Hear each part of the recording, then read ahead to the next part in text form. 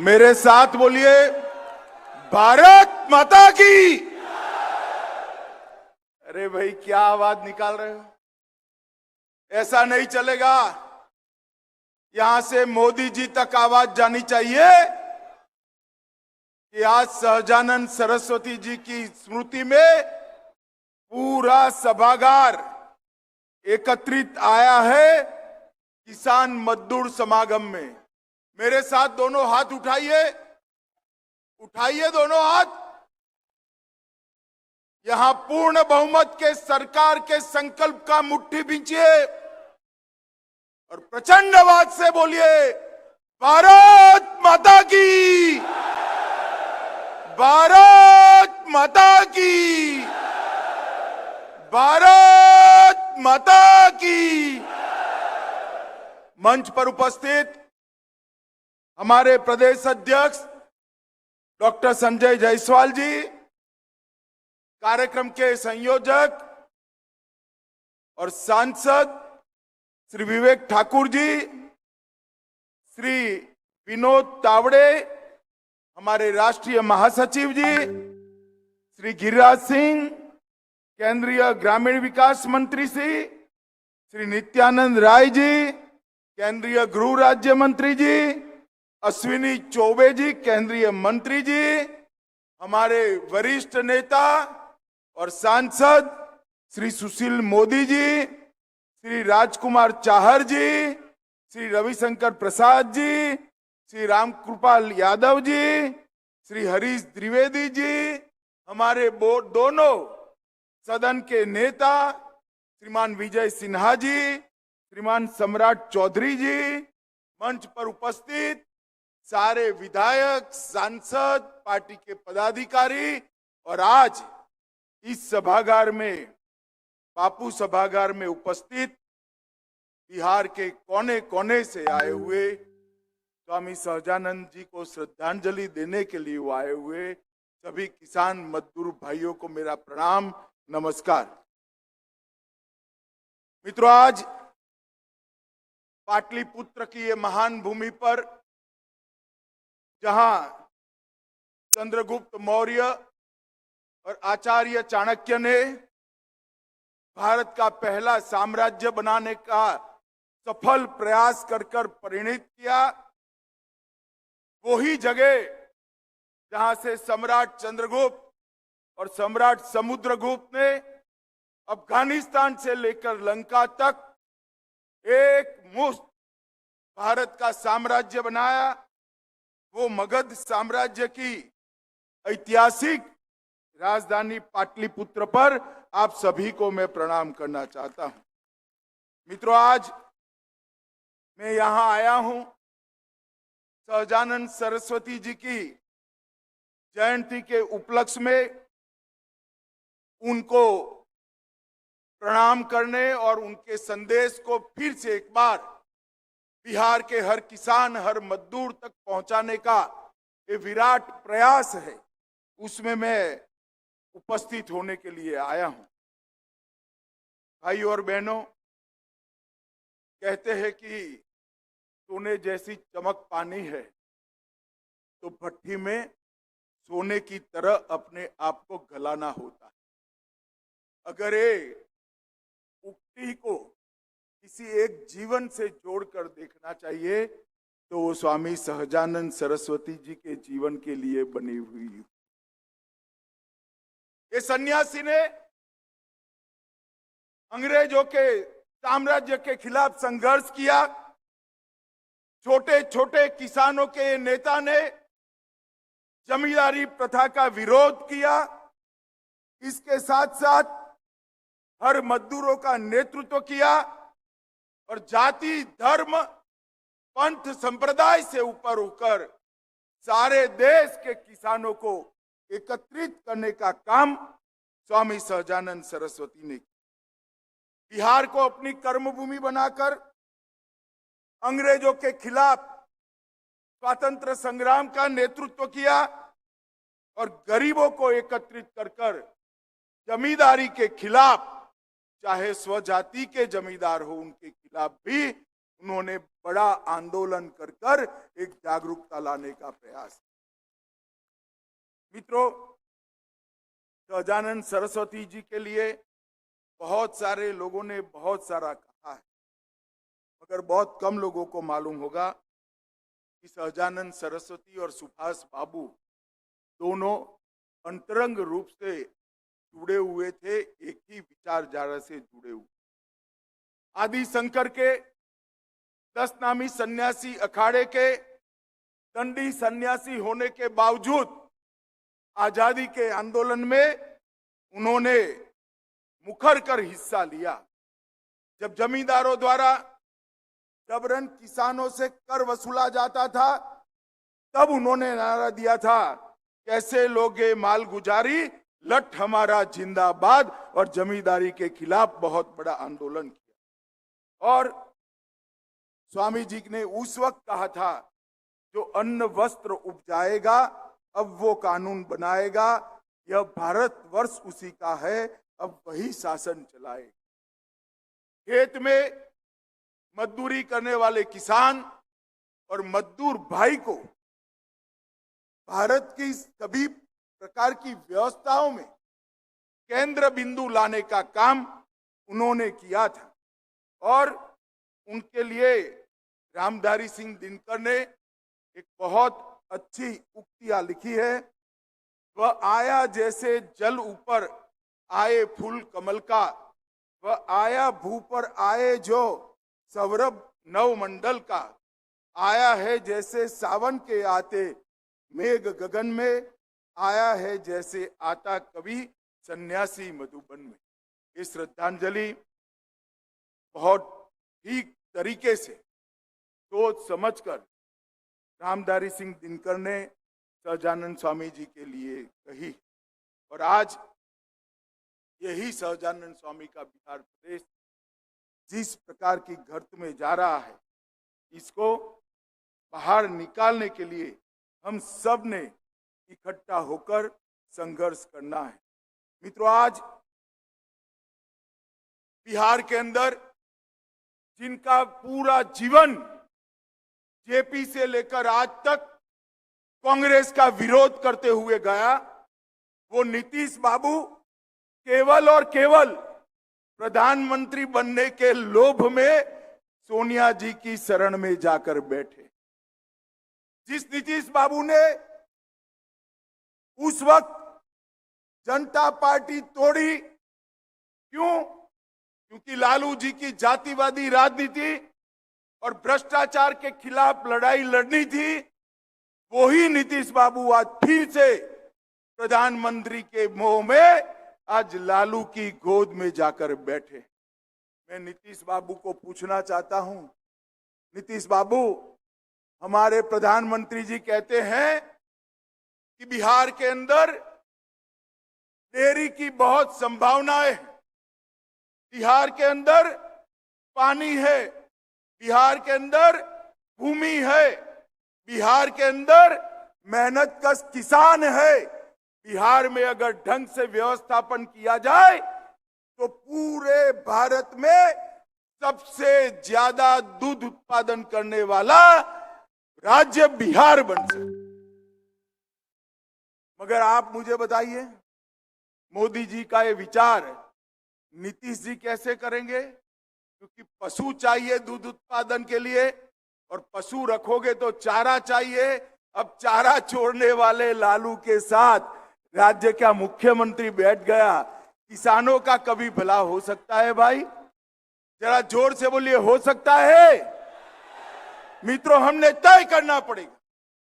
देश भर के अंदर गेहूं की खरीदी एमएसपी से होती है, धान की खरीदी एमएसपी के होती है, बिहार के अंदर क्यों नहीं होती? क्योंकि सरकार उदासीन है, सरकार को किसानों की चिंता नहीं है। मैं आगे बताता हूं कि मोदी जी के समय में एमएसपी से धान और गेहूं खरीदने के लिए बजट को 3 गुना कर दिया गया, मगर यहां पर बजट 10 का 10। आज बिहार नीतीश बाबू के सत्ता मोह में जंगल राज बन चुका है। पहले नीतीश बाबू के साथ मिलकर हम लड़ाई लड़े थे और अब आज मैं बिहार की जनता का इस किसान समागम के माध्यम से आह्वान करने आया हूं कि अब नीतीश जी के खिलाफ जंगल राज को निकालने के लिए हमें लड़ाई करनी है और ये लालू नीतीश की सरकार को उखाड़ कर फेंक देना है। माताओं, भाइयों, बहनों, किसान भाइयों, मजदूर भाइयों, मैं आप सभी को कहना चाहता हूं, मुझे कुछ पत्रकार बताते हैं कि नीतीश जी का समझौता हुआ है कि लालू जी के बेटे को वो मुख्यमंत्री बनाए। क्यों बनाएंगे? वो तो बने हुए हैं, सीटें कम थी फिर भी भारतीय जनता पार्टी ने उनको मुख्यमंत्री बनाया, मगर उनको मुख्यमंत्री से संतोष नहीं है। हर 3 साल में उनको प्रधानमंत्री बनने का स्वप्न आता। अरे नीतीश बाबू, आपको जिसने स्वप्न दिखा दिया उन लोगों ने आपको गलत रास्ते पे ले गए। आपको मालूम नहीं, वहां तो जगह भरी पड़ी है। देश की जनता 24 में फिर से एक बार नरेंद्र मोदी जी को प्रधानमंत्री बनाने जा रही। और अब आपने जब वादा कर ही दिया है कि लालू जी के बेटे को आप मुख्यमंत्री बनाएंगे, तो भला तिथि बता दो बिहार वाले को। भैया किसान भाइयों, बताओ, बतानी चाहिए या नहीं तिथि? जरा जोर से बोलो, बतानी चाहिए नहीं? मगर नहीं बताएंगे क्योंकि उनको भी मालूम है कि नहीं बनना है, बाद में लालू जी के साथ भी धोखा करना है। भाइयों और बहनों, एक जमाना था जब बजट आता था, तब बजट के अंदर टैक्स में कितना रिलैक्सेशन मिला, इसी की चर्चा होती थी। मोदी जी ने आकर बजट के केंद्र बिंदु में किसान को लाने का काम किया। 2014 में मनमोहन सोनिया सरकार थी, लालू जी की सरकार थी, तब कृषि का बजट 25,000 करोड़ रुपया था। ध्यान से सुनना, 25,000 करोड़ 2014 में। कितना था? जोर से बोलो, कितना था? और इस बजट में कृषि के लिए बढ़ाकर 1,25,000 करोड़ रुपया देने का काम ये देश के प्रधानमंत्री ने। यही बताता है कि देश के प्रधानमंत्री जी ने बजट के केंद्र बिंदु में कृषि को लाकर रख दिया है। देश का हर किसान, चाहे सीमांत किसान हो, छोटा हो, बड़ा हो, हर एक के बैंक अकाउंट में 6,000 रुपया सालाना डीबीटी से सीधा पहुंच जाता है। और छोटा किसान जो किसानी करता है 2.5 एकड़ से कम, उसको किसानी का खर्चा ही 6,000 होता है, जो खुद मजदूर बनकर अपने खेत में किसानी। मोदी जी ने ऐसी व्यवस्था करी है कि उसको ऋण ही न लेना पड़े। इसके साथ साथ एग्रीकल्चर के क्षेत्र में स्टार्टअप की व्यवस्था करी है। और मोदी जी ने अब जो बारिश के आधार पर की खेती करते हैं, ऐसे किसानों के लिए श्री अन्न, मोटे अनाज की योजना भी लागू करी है। अब हमारा मोटा अनाज, चाहे बाजरा हो, चाहे ज्वार हो, चाहे मक्का हो, चाहे रागी हो, वो देश और दुनिया के बाजार में जाएगा। और जिनके पास इरिगेशन की व्यवस्था नहीं है, वो सारे किसानों की आज बहुत बड़ी आवक इससे होने वाली। माताओं, भाइयों, बहनों, भारतीय जनता पार्टी की सरकार ने सहकारिता के माध्यम से 2 लाख पंचायतों में सहकारी डेयरी बनाने का संकल्प किया है। डेयरी एक बार बनती है तो बहनों के माध्यम से ही पूरे घर का खर्चा चलता है। डेयरी के लिए सबसे उपयुक्त जगह बिहार है। भूमि है, पानी है, मेहनतकश किसान है। डेयरी यहां देश में सबसे अच्छी बन सकती है, चल सकती है। और आप चिंता मत करो, लालू जी की चारा की चोरी अब नहीं होने वाली है, क्योंकि 25 में यहां पूर्ण बहुमत की भारतीय जनता पार्टी की सरकार। मित्रों, मोदी जी जो 6,000 रुपया भेजते हैं, अब तक 12 किस्तों में 2.25 लाख करोड़ रुपया, मैं फिर से एक बार अमाउंट बताना चाहूंगा, 2.25 लाख करोड़ रुपया किसानों के बैंक अकाउंट में पहुंचाने का काम नरेंद्र मोदी जी ने कर दिया है। और इसके माध्यम से ढेर सारे किसानों ने अपने जीवन के अंदर एक समाज परिवर्तन को महसूस किया। 2009 से 14 में 3.74 लाख, 3.25 लाख रुपया का अनाज खरीदा गया है, चाहे गेहूं हो चाहे धान, 3.25 लाख लालू जी की सरकार थी। और 14 से 19 में 4.25 लाख की जगह 8 लाख करोड़ के गेहूं और धान को खरीदने का काम ये भारतीय जनता पार्टी की सरकार, मगर बिहार के किसानों को इसका फायदा नहीं होता। अब जब भारतीय जनता पार्टी की सरकार बनेगी तभी होगा। नीम कोटेड यूरिया मोदी जी लाए जिससे काला बाजारी हो।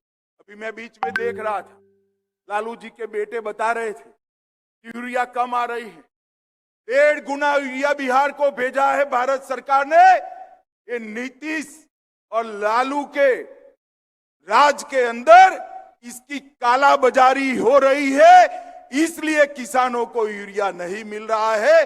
1.5 गुना यूरिया हमने किसानों को भेजने का काम ये भारतीय जनता पार्टी की सरकार ने किया है। नैनो यूरिया का कारखाना भी अब झारखंड में देवधर में बन रहा है। पूरे बिहार को एक ही बोतल में यूरिया की पूरी बैग मिल जाएगी, इस प्रकार की व्यवस्था हमने की है।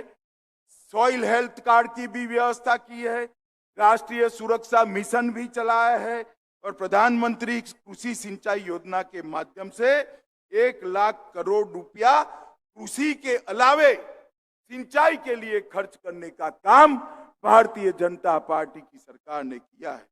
मित्रों, ढेर सारे काम बिहार के अंदर विकास के मोदी जी ने शुरू किए हैं, मगर नीतीश जी उसको रोक कर बैठे।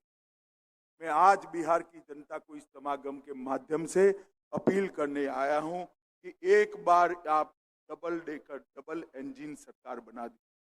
ऊपर नरेंद्र मोदी जी है ही, नीचे भी एक बार भारतीय जनता पार्टी की सरकार बना दीजिए। बिहार को हम देश का सबसे समृद्ध राज्य बनाएं। मित्रों, सबसे पहले 24 का चुनाव आना है।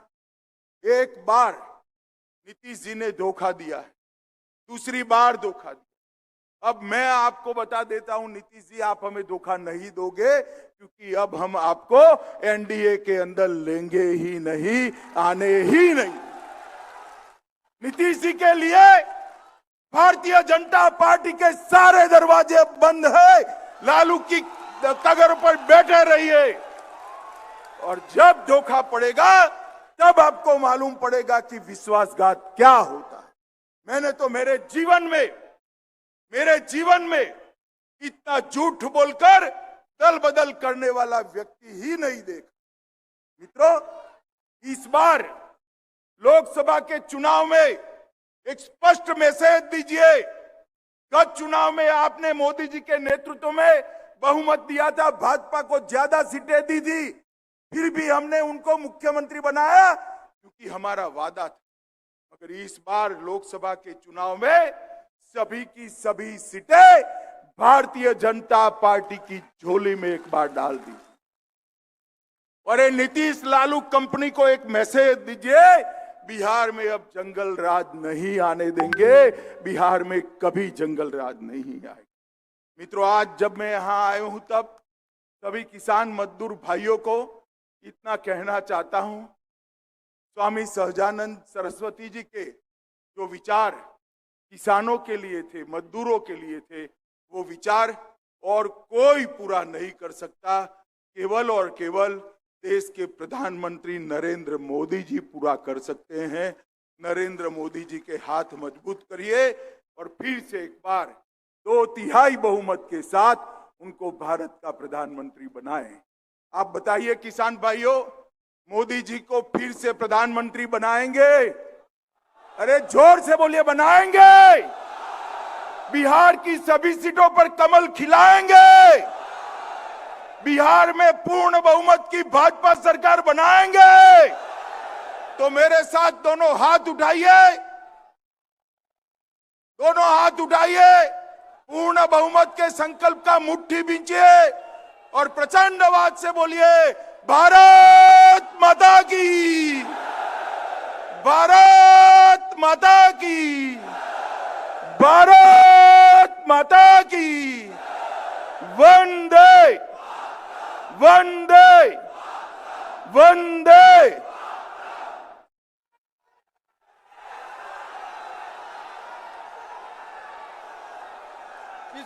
किसान चाची जी आप आगे।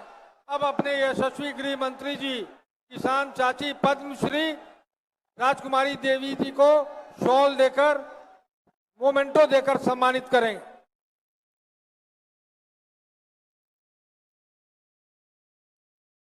एक बार जोरदार ताली बजाएं तो तालियों की गड़गड़ाहट से हॉल गुंजायमान होना चाहिए। अब हम आग्रह करना चाहेंगे देवेश कांत सिंह जी से, आप आवे और अपना धन्यवाद ज्ञापन का उद्बोधन करें। स्वामी सहजानंद सरस्वती जी के जयंती समारोह पर आयोजित किसान मजदूर समागम में उपस्थित आज के राष्ट्रवादी भारत के नए चाणक्य और लौह पुरुष भारत सरकार के माननीय गृह मंत्री और सहकारिता मंत्री श्री अमित शाह भाई जी का इस किसान मजदूर महासम्मेलन में किसान मजदूर और भारतीय जनता पार्टी के बिहार प्रदेश के आए हुए सभी कार्यकर्ताओं के तरफ से मैं हार्दिक अभिनंदन के साथ धन्यवाद देता हूं।